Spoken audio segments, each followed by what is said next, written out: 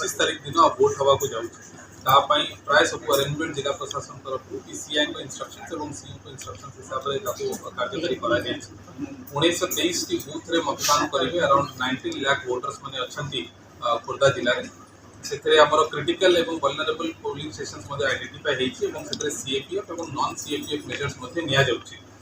आमर प्राय 525 टी सखी बूथ और गोटे पार्लियामेंट्री गोटे असेंबली कन्स्टिट्यूएंसी 112 असेंबली कन्स्टिट्यूएंसी पूरा सखी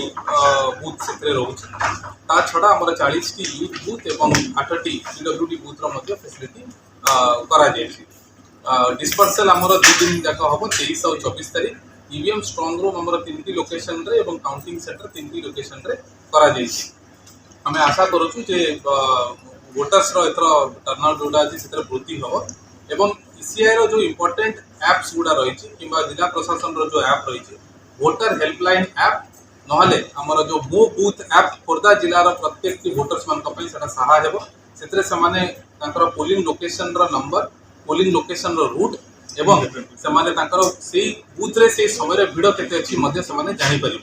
आपण जरिया मुझे रिक्वेस्ट कर सब वोटर्स मान से 25 तारीख दिन से परिवार जो वोटर्स मैंने अच्छा कि बंधु मैंने समस्त को नहीं मतदान केन्द्र को जाकर वोट डेफिनेटली सब्यस्त